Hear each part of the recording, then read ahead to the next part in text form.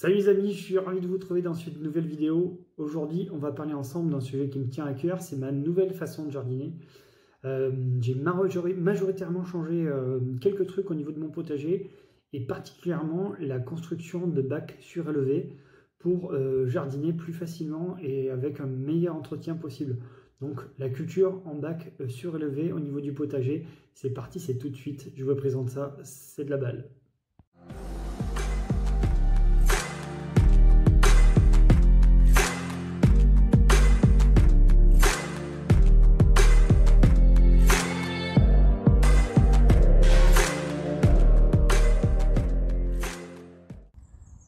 Alors pourquoi moi j'ai mis en place depuis la saison dernière ce genre de structure potagère? Parce que j'ai compris que ça me convenait bien. J'ai aussi depuis mon potager traditionnel que je faisais habituellement, on attaque directement au niveau de la terre. J'ai remarqué que voilà, qu'au niveau de mes allées surtout, c'est là que ça posait surtout le problème. J'avais une gestion des herbes qui était un peu compliquée dans ces allées-là, parce que les allées n'étaient pas suffisamment larges pour que je puisse passer par exemple ma tondeuse. Et en plus, elles n'étaient pas suffisamment larges, et comme c'était directement au niveau de la terre, il y avait des phénomènes d'affaissement, et j'arrivais pas à gérer un petit peu le côté des allées. Je vais vous montrer tout ça techniquement, comment ça illustre ça. Je vais incruster quelque chose pour vous montrer un peu tout ça en dessin. Je vais essayer. Salut les amis, écoutez, on va essayer de faire ça en croquis. Je vais vraiment essayer de faire ça sympa pour vous illustrer ça. C'est la première fois que j'utilise ce système. J'aurais dû m'entraîner, je sais pas, c'est pas le cas, donc je vais essayer de pas trop que ce soit catastrophique. Je promets rien parce que voilà, ma qualité de dessin est pas géniale. Mais mettons, on va dire ça comme ça, qu'ici c'est votre potager. Tac. Ici c'est l'espace que vous avez destiné au niveau du potager. Et ce que vous voulez faire, vous, et ce que je fais moi, c'est bêcher votre potager, tout simplement. Alors, tac tac tac, désolé. Pour bêcher le potager, moi je commence toujours par le coin en haut à gauche. Et voilà, je bêche la première rangée. Je bêche la seconde rangée et je vais toujours en reculant. Ce qui fait que là on a ça, ici on a bêché ça, ici on a bêché ça, ici on a bêché ça, et voilà notre carré de potager qui va être complètement bêché. Ce qu'on va faire ensuite, ce que je faisais jusqu'à présent, hein, c'est horizontalement ou verticalement, ça dépend de l'orientation de vos planches. On va aller ici creuser des allées. Voilà, creuser des allées, et ces allées vont faire la démarcation entre vos planches. Voilà, ce qui fait qu'ici on va avoir une première zone de culture, une seconde, une troisième, une quatrième, et c'est sur ça qu'on va faire notre potager. Donc c'est la manière, voilà, que je faisais juste voilà, jusqu'à présent. Donc je commençais toujours par le coin gauche, je bêchais en reculant, et ensuite je créais mes allées, sachant que la terre qu'il y avait dans ces allées, j'allais le mettre sur le dessus de la planche, et ainsi de suite. Tac. Ce qui va donner comme résultat, pour vous expliquer, j'essaye de faire ça au mieux, un truc qui ressemble à ça au niveau des allées, dans la théorie. Parce que je l'ai fait un peu trop courte celle-là, un peu trop longue, pardon.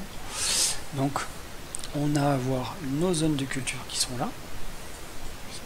Nos zones de culture, hop, qui sont bien ici. Voilà. Et au final, ça va nous donner quelque chose comme ça.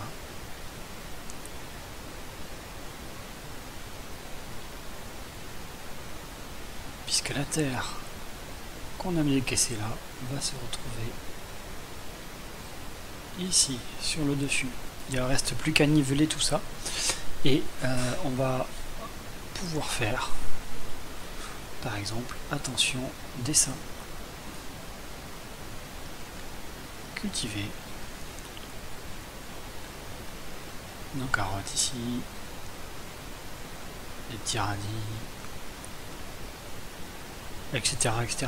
Donc c'est sur ces parcelles-là, c'est sur parcelles ici qu'on va pouvoir faire notre potager. Et la problématique va se situer sur les bords. Pour moi, c'est ici le problème. Je vous montre tout ça en photo.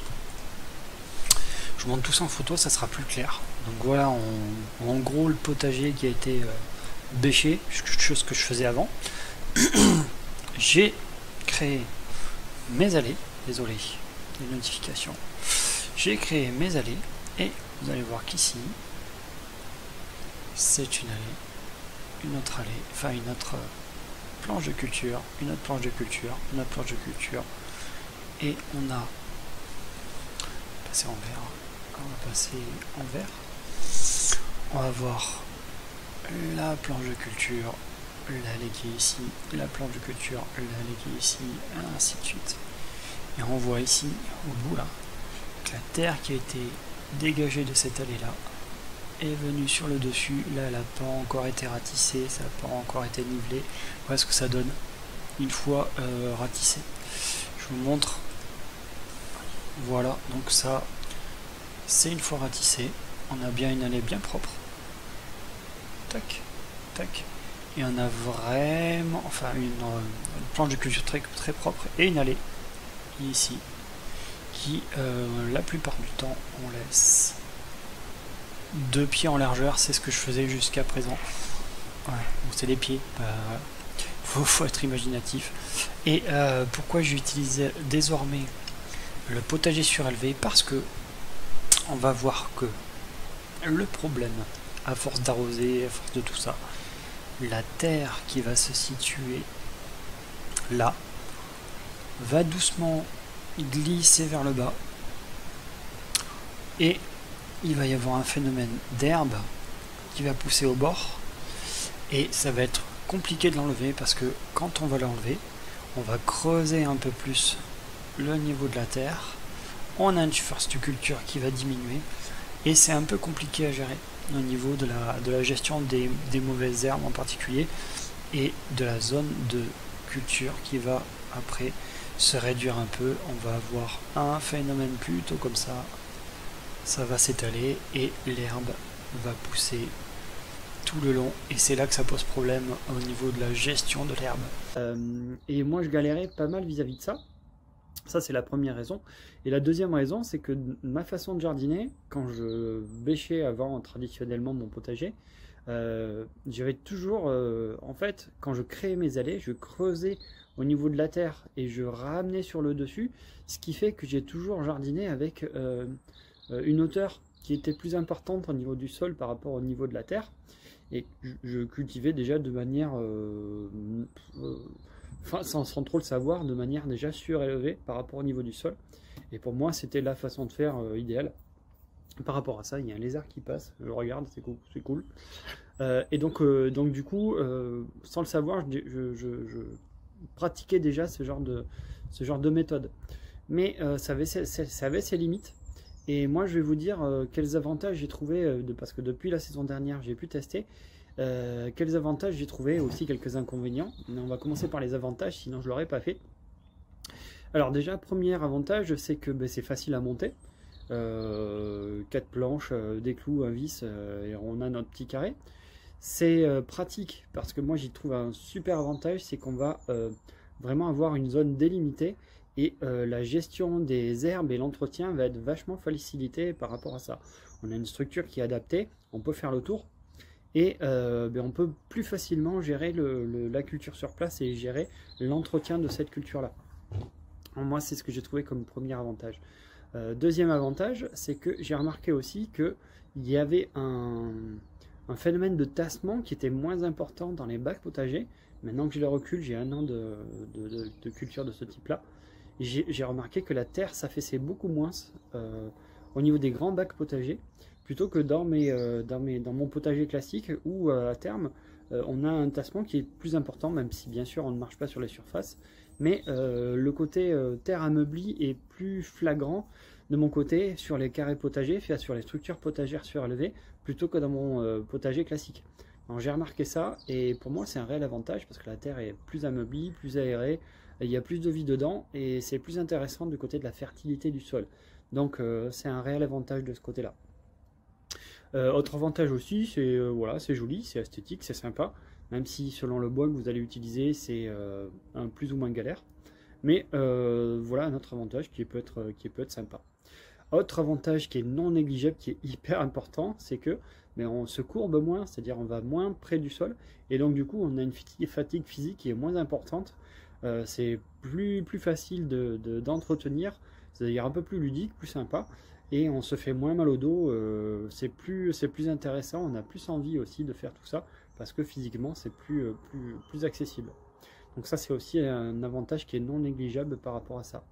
Autre avantage, je parlais d'entretien, par exemple, si on va déposer du mulch en surface de notre carré potager, le fait d'avoir un pourtour, d'avoir un tour en bois, on va vraiment mettre le mulch à l'endroit où on veut le mettre. Je m'explique parce que moi j'ai déjà étalé de la paille par exemple dans mon jardin et un coup de vent, des fois la paille se retrouve un peu partout dans le jardin.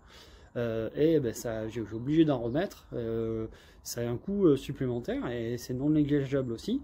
Et puis voilà, moi je veux que si je protège un endroit, que cet endroit-là soit protégé et convenablement et que le vent n'emporte pas tout ce qui se passe. Donc voilà, donc c'est aussi intéressant de ce côté-là. On a la maîtrise de cet environnement-là et on a quelques contraintes en moins, donc c'est plus facilitant. Pareil au niveau de l'arrosage, au niveau de l'entretien, je continue sur l'entretien parce que c'est principalement ça qui va être plus facile. On va pouvoir faire le tour facilement, c'est plus en hauteur, c'est sympa. Donc il y a plein d'avantages. Par contre, je vais vous donner quelques inconvénients de mon avis personnel. C'est que les structures en bois, c'est du bois, donc c'est un matériel vivant qui va à terme vieillir et donc va se déliter, se désagréger, se décomposer. Tiens, autre avantage par rapport à ça, c'est que le bois aussi va abriter des petites bestioles intéressantes pour la vie du sol, etc. Donc ça peut être aussi un avantage. Néanmoins, le pourrissement du bois, si la structure est disloquée, on ne peut plus cultiver dedans, donc il faudra remplacer les planches que vous allez mettre au niveau du potager. Donc c'est un inconvénient majeur, c'est le remplacement des planches parce que le vieillissement fait qu'il y a un pourrissement.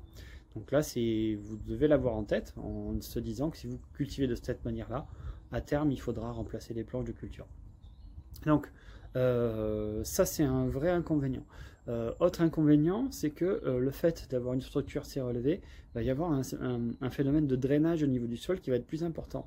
Vachement intéressant quand il y a des fortes pluies, on va avoir un drainage naturel, l'eau va passer et va pas stagner dans la parcelle. Donc, du coup, ça va permettre de bien évacuer l'eau. Par contre, côté non intéressant, c'est quand il pleut, c'est que le stockage de l'eau va être un peu moins important. Mais vous pouvez compenser ça en mettant des matériaux un peu plus grossiers dans votre terre qui va retenir l'eau. Et là, on va travailler sur la structure du sol pour vraiment avoir une capitalisation de ça au niveau de la fertilité du sol. Et donc ça peut être compensé. Donc, ce phénomène drainant peut être un inconvénient aussi. Donc, attention de ce côté-là. Autre inconvénient qu'on peut noter, c'est que voilà, le pourrissement du bois peut être compliqué, ça peut être cher aussi. Si vous n'avez pas de scierie à côté de chez vous, c'est mon cas, si vous n'avez pas de matériel de récupération et tout ça, le coût du bois peut être assez important. D'autant que là, moi, j'ai pris le parti de prendre un bois qui est sans produits chimiques ici, sans voilà. Moi, je veux pas que du produit reste dans le sol, et donc du coup, c'est un bois qui va être un peu moins résistant. Voilà, ça peut être un inconvénient économiquement, et il faut faire le choix. Je vous conseille de prendre des épaisseurs de bois assez importantes, comme ça vous êtes tranquille pendant quelques temps. Voilà ce qu'on pouvait dire pour les avantages et pour les inconvénients. Je vais maintenant tout de suite vous montrer un petit peu comment moi j'ai mis en place tout ça dans mon potager depuis la saison dernière, comment j'ai construit tout ça.